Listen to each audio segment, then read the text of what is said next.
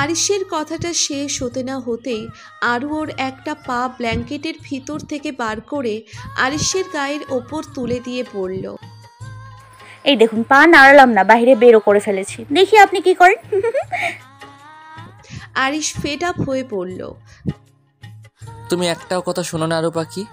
Deep ফ্রিজের মধ্যে আইসক্রিমের বক্স আছে, যাও আর খেয়ে এসে চুপচাপ ঘুমাবে, কোনো কথা না। কথাটা শুনেই আরও এক ঝটকায় গা থেকে ব্ল্যাঙ্কেটটা ফেলে দিয়ে হুড়মুড়িয়ে রুম থেকে বেরিয়ে গেল, যেন সে এটার জন্যই অপেক্ষা করছিল। আরিশ বিরক্ত সূচক ভঙ্গি নিয়ে পড়ল, সব সময় আমার কথার অপোজিটে এই মেয়ের যাওয়াই লাগবে? আমি যেটা না করব সেটাতেই ওনার লম্বা? হ্যাঁ। কথাটা বলে আরিশ মুড়ি দিয়ে ঘুমানোর চেষ্টা করল। গুনে গুনে প্রায় 20 মিনিট হতে চলল। ঘড়ির কাঁটা 3টে ছুঁয়ে ফেলল। আরিশের ঘুম আসেনি। আরুর জন্যই মূলত অপেক্ষা। হঠাৎ ব্ল্যাঙ্কেটটা মুড়ি দিতে যাবে তখনই একটা বেসুরে মেয়েলি কণ্ঠের আওয়াজ পেল আরিশ। गुमनाम है कोई, बदनाम है कोई, किसको खबर कौन है ये, अंजाम है कोई। আরিশ বিরক্ত সূচক ভঙ্গিতে বলল, no one but miss drama queen. Arish ঘুমানোর চেষ্টা করলো, কিন্তু গানটা এত বার করে কানে আসছে যে ঘুমানো অসম্ভব। আরও আইসক্রিমের বাক্সটা হাতে নিয়ে হাঁটছে আর খাচ্ছে। অনবরত সানার রুমের সামনে পায়চারি করছে। আইসক্রিমের বক্স থেকে ঠান্ডা ধোঁয়া উঠছে। আরও স্বল্প আলোতে সিঁড়ি দিয়ে নামতে লাগলো। মাঝরাতে এমন গান শুনে সানার গলা শুকিয়ে এলো। ফোনে আরাফকে ফিসফিসিয়ে বলল,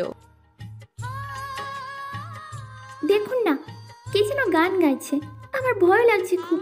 কই, আমাদের বাসায় এমন ভূতের আসর তো আগে কখনো হয়নি।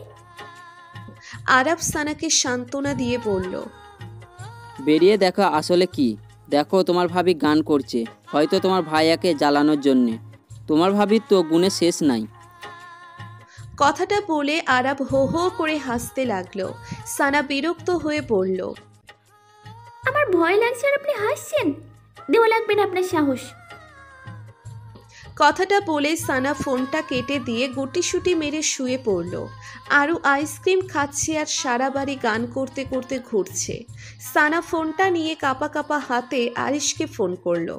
আরিশ ফোনটা দেখেই বুঝতে পারল যে কেসটা কি। কলটা ধরল না আরিশ। বিছানা থেকে নেমে রেগে গিয়ে পড়ল, এই মেয়েটা দেখছি রাত বিরাতে শান্তিতে ঘুমাতেও দেবে না। আরিশ ওয়াশরুম থেকে এক বালতি জল ভরে নিয়ে রুম থেকে বেরিয়ে এলো। সানা ক্রমাগত কল করছে। আরিশ বালতিটা নিয়ে সিঁড়িতে গিয়ে দাঁড়ালো। উদ্দেশ্য আরও আসলেই আরুর গায়ে ঢেলে দিবে। এটা হলো রাত বিরেতে কারোর ঘুম নষ্ট করার পানিশমেন্ট। আরিশ বালতিটা হাতে করে নিয়ে দাঁড়ালো। আরও নিচ থেকে প্রায় 4টে সিঁড়ি ওপরে দাঁড়িয়ে পিছন ঘুরে অ্যাকোরিয়ামের মাছ দেখছে আর বিড়বিড় করে কিছু বলছে। বালতি থেকে কিছু পরিমাণ জল চুইয়ে চুইয়ে নিচের সিঁড়িতে পড়তে লাগলো। হঠাৎ ঠান্ডা জল আরুর পায়ে স্পর্শ হতেই আরও চমকে উঠল। পা দিয়ে জলটা বেয়ে যাচ্ছে। আরও পায়ের দিকে তাকালো। কিছু তরল জাতীয় জিনিস নিচে বেয়ে যাচ্ছে। ভয়ে আরুর হাত থেকে আইসক্রিমের বক্স পড়ে গেল। ভয়ে আরুর গলা শুকিয়ে এলো। গড়িয়ে পড়া জলটাকে সে ভাবল সে কিছু ঠান্ডা রক্ত। আরও পিছন ঘুরে অনেক সাহস নিয়ে তাকালো। দেখলো একটা লম্বা ছায়ামূর্তি হাতে কিছু একটা ধরে দাঁড়িয়ে আছে। তার থেকে চুইয়ে চুইয়ে কিছু পড়লে আরুর আর সাহসে কুলালো না। জোরে শব্দ করে চেঁচিয়ে উঠল আর মাথা খানিকটা ঘুরে উঠলেই পা পিছলে 4 ধাপ সিঁড়ি থেকে গড়িয়ে পড়ে গেল। সানা হঠাৎ উঠে বসল। আরুর গলার আওয়াজ পেয়ে বলল, আরুর গলা না, আরু আর ভূত। তারপর আরুর কি হলো তার মনে নেই। সকালবেলা যখন ঘুম থেকে উঠল তখন দেখল সে বিছানায় শুয়ে আছে আর দূরে সোফায় আধশোয়া হয়ে তার দিকে ড্যাব ড্যাব করে রাগী চোখে তাকিয়ে আছে আরিশ। আরিশের রাগী চোখজোড়া দেখে আরও বিড়বিড় করে নিজেই নিজেকে বলল, আমি তো ঘুমোচ্ছিলাম। তাও উনি এভাবে তাকিয়ে আছেন কেন? যেন মনে হচ্ছে গিলে খাবেন। ও, আমি তো ভুলেই গেছিলাম যে উনি জন্মগত নিম পাতা ফ্যাক্টরি। আরিশের চাহনিটা এখনো আগের মতোই, রেগে আছে বেশ। আরও আরিশের দিকে তাকিয়ে হি হি করে হেসে একটা বোকা বোকা ভাব করে বলল, গুড মর্নিং নিমপাতার ফ্যাক্টরি। সরি মিস্টার অভদ্র। আরিশ আরুর কথার ভ্রুক্ষেপ না করে রুম থেকে বেরিয়ে গেল। আরও ভ্রু কোচকাল। যাহ বাবা, আমি আবার কি করলাম? নামটা বোধহয় পছন্দ হয়নি। আসলে একসাথে এত নাম যে কোনটা নেবে আর কোনটা রাখবে খুশিতে হয়তো বুঝে উঠতে পারছে না। আরিশ রুম থেকে বেরিয়ে গেল। ঘড়ির দিকে তাকিয়ে দেখল সকাল 11টা বাজে। আরও বিছানা ছেড়ে উঠতে যাবে তখনই হঠাৎ পুরো শরীর জুড়ে ব্যথা অনুভব করতেই আহ করে ধীমে কণ্ঠে চেঁচিয়ে উঠল। সোজা হয়ে বসে ব্ল্যাঙ্কেটটা সরাতেই দেখল পায়ে ব্যান্ডেজ করা, মাথায় হাত দিয়ে দেখল কপালেও ব্যান্ডেজ করা, হাতে কিছু কিছু জায়গায় আছড়ে গেছে। আরও শুকনো ঢোক গিলে হাত পা চেক করতে নিলেই সানা রুমে এলো। সানাকে আসতে দেখে আরও চমকে গেল। সানার মুখে গম্ভীরতার ছাপ, আরও মাথা নিচু করে আছে, কথা বলছে না। সানা নিস্তব্ধতা ভেঙে পড়ল। ভাইয়া কথা বলছে না নিশ্চয়ই? আরও মুখ তুলে মাথা নাড়ালো। সানা একটু জোরেই চেঁচিয়ে পড়ল, বলবেও না তো? কি করেছিস তোর হিসাব আছে? কাল রাতে আমাকে কতটা ভয় পাইয়ে দিয়েছিলিস সেটা জানিস? আরও মিনতির সুরে বলল, সরি। সরি, আমি তো ভাবলাম বাসে ভূত করে বেড়াচ্ছে। তারপর কিছুক্ষণ পর যখন যার গলার আওয়াজ শুনতে পাই তখন দেখে তুই ফ্লোরে পড়ে আছিস আর ভাইয়া তোকে ডাকছে, তোর কোনো সাড়া না পেয়ে। তারপর তোকে নিয়ে রুমে আসে। ভাইয়া অনেক রেগে আছে কাল রাত থেকে, নাস্তা অবধি করিনি এখনো। মাঝে মাঝে এমন কাজ কেন করিস যেটা থেকে ভাইয়া রেগে যায়? আরুর গলা ধরে এলো। ও বুঝতে পারেনি এমন কিছু হবে। আসলে বিয়ে বাড়ি গিয়ে হলুদের দিন মধুর একটা 10 বছর বয়সী কাজিনের কাছে শুনেছিল যে একদিন সে নাকি মাঝরাতে ওয়াশরুমে যাওয়ার জন্য একা একা হেঁটে যেতে গিয়ে ভূত দেখতে পেয়েছিল। আর সেই পিচ্ছি কাজিন আরুকে বলেছিল যে সে যদি এমন করে তাহলে সেও দেখতে পাবে। বাচ্চারা সবসময় সত্যি কথা বলে। এই ধারণাটা নেওয়াই আরুর বড় ভুল। তাই আরু এই জন্য একা একা সারা বাসা ঘুরে ঘুরে দেখছিল কোথাও কোনো ভূত আছে কিনা। কিন্তু তারপরেও যা দেখলো তা দেখেও একেবারে অজ্ঞান হয়ে পড়েই গেল সিঁড়ি থেকে। আরু কথাগুলো নিচের মনের মাঝেই দমিয়ে রাখলো। সানাকে কিছু বলল না। চুপ থাকতে দেখে সানা বলল, পায়ের কি অবস্থা, হাঁটতে পারবি? আরু চোখের জলটা মুছে বলল, তুই বস, আমি ওয়াশরুম থেকে ঘুরে আসি। আমি হেল্প করছি, একা কোথাও যাওয়ার দরকার নেই। ভাইয়া শুনলে আমাকে ঝাড়ি দিবে। আরু ভীতু কণ্ঠে বলল। না তুই থাক, আমি পারবো। সানা দীর্ঘশ্বাস নিয়ে বলল, তুই ফ্রেশ হয়ে আয়, আমি নাস্তা নিয়ে আসি। ভাইয়া কোথায় গেল আর বললো তোকে খাইয়ে দিতে। আরও মাথা নাড়িয়ে আর দ্বিতীয় প্রশ্নটি করল না। সানা নাস্তা আনতে চলে গেল। ভাইয়া কোথায় তুই? জলদি বাসে আয়। হ্যাঁ তাড়াতাড়ি আয়। আর ওয়াশরুমে সেই 1 ঘন্টা আগে ঢুকেছে, এখনো বার হচ্ছে না, কেঁদেই চলেছে এক নাগাড়ে। আমি অনেক ডাকছি, শুনছে না। আরু পাখি, বেরিয়ে এসো ওয়াশরুম থেকে। কতক্ষণ ধরে ডাকছি, তোমার কানে যাচ্ছে না? দরজায় কড়াঘাতের শব্দ তীব্র, দরজা ভেঙে যাওয়ার উপক্রম। আরুর কান্নার শব্দ দরজা ভেদ করে আসছে। আরুর দরজা খোলার নামমাত্র নেই, তাতে আরিশের রাগ আর বিরক্তি দুই বেড়ে চলেছে। অপরদিকে আরও নির্বাক। আরিশের সানা আর গলার উচ্চস্বরে সানাও খানিকটা ভয় পেয়ে গেল। আরিশের সাথে সেও ডাকতে লাগলো। আরিশ একটা লম্বা শ্বাস নিল। রাগটাকে কমানোর প্রাণপণে চেষ্টা চালাচ্ছে সে। সানার প্রচেষ্টাকেও ব্যর্থ প্রমাণ করলো আরু।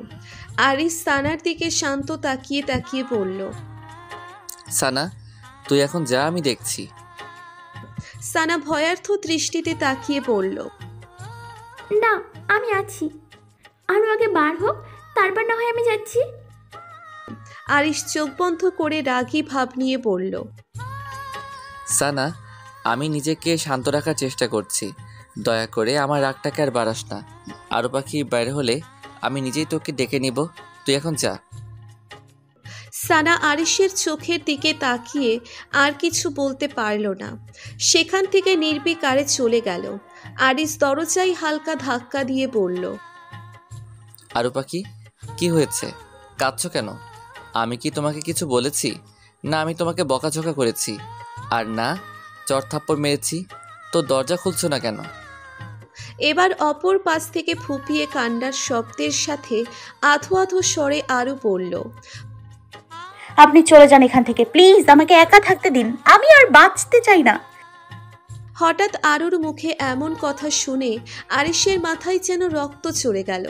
তড়িৎ গতিতে শিরা উপশিরার মধ্যে যেন আগুনের ছলকানি বয়ে গেল। গগন বিদারী একটা চিৎকার দিয়ে পড়ল, এই মেয়ে, একদম চুপ। আর একটাও বাজে কথা বললে আমি তোমাকে শেষ করে নিজেই শহীদ হয়ে যাব। তাই বলছি, আজাইরা কথা না বলে আর আমার রাগ না বাড়িয়ে বেরিয়ে এসো। আরুর দিকে কোনো প্রতিক্রিয়া এলো না। আরুর কান্নার আওয়াজ বেড়ে গেল। আরিশ এবার দরজা ধাক্কা দিতে শুরু করলো। বেশ কয়েকবার দরজা ধাক্কা দিতে লাগলো। সে ভাবলো যে এই বুঝি আরু ভয় পেয়ে দরজা খুলবে, কিন্তু তেমনটা কিছুই হলো না। আরিশ এবার সজোরে একটা ধাক্কা দিতেই দরজা ভেঙে গেল। সে নিজেও তাল সামলাতে না পেরে খানিকটা হুমড়ি খেয়ে পড়ল, আবার নিজেকে সামলেও নিল। আরিশ আরুর দিকে তাকিয়ে দেখল আরু ফ্লোরে গুটিসুটি মেরে ফুপিয়ে কাঁদছে। আরিশের রাগটা দ্বিগুণ হলো। আরুর দুই বাহু টেনে ধরে এক প্রকার টেনে হিঁচড়ে দাঁড় করালো। আরুর কান্না থামছে না। আরিশ আরুর মুখটা চেপে ধরে বলল, সমস্যা কি? কথা কানে যায় না? কখন থেকে ডাকছি, শুনতে পাও না? আরু আরিশের দিকে এবার চোখে চোখ রেখে তাকালো। চোখ থেকে অশ্রুধারা গড়াচ্ছে, আর লাল আভায় চোখটাকে যেন কেউ অতিরঞ্জিত করে দিয়েছে। আরিশ আরুর চোখের দিকে তাকিয়ে আরুর মুখ থেকে হাত সরালো। বুকের পাশে এক চিনচিনে ব্যথা অনুভব করছে সে। আরু নির্বাক। আরিশ আরুর দিকে ঝুঁকে নিচু স্বরে আর শান্ত গলায় বলল, আরু পাখি।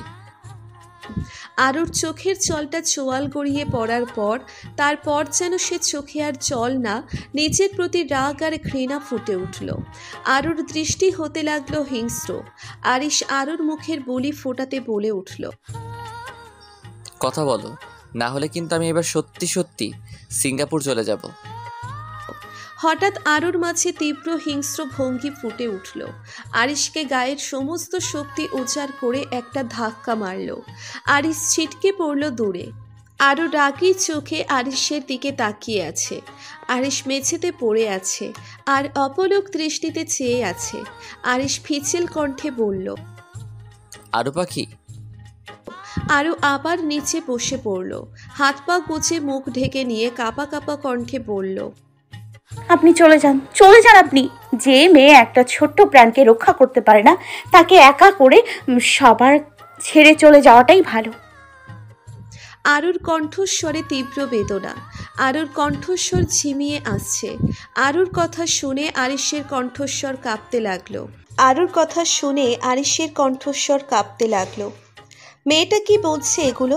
আরিশ উঠে নিজেকে কোনো রকম সামলে উঠে আরুর কাছে ছুটে গেল। হাঁটু কেড়ে আরুর কাছে বসে আরুর গালে হাত রেখে বেশ কাঁপা কণ্ঠে একটা মিথ্যে হাসি ফুটিয়ে বলল, আরু পাখি, তুমি কি বলছো এসব? কিছু হয়নি তোমার। আরু কাঁদছে, তবে শব্দহীন কান্না। যে কান্নায় বুক ফাটে তবে মুখ ফোটে না। আরু কাঁদতে কাঁদতে বলল, আমার মনে হয় এই পৃথিবীতে আপনার মতো আনলাকি পুরুষ আর দ্বিতীয়টি হয় না, যে পৃথিবীর সব ভালো কিছু পাওয়ার যোগ্যতা রাখলেও শুধুমাত্র আমার মতো একটা মেয়ের জন্য কিচ্ছু পায় না। আরিশ মৃদু ধমকে বলল, এই মেয়ে থামবে? চুপ, একদম চুপ। তোমার জন্যই আমি এই পৃথিবীতে নিজেকে সবচেয়ে লাকি মনে করি। তাই এসব বলা বন্ধ করো। আর কি হয়েছে বলো?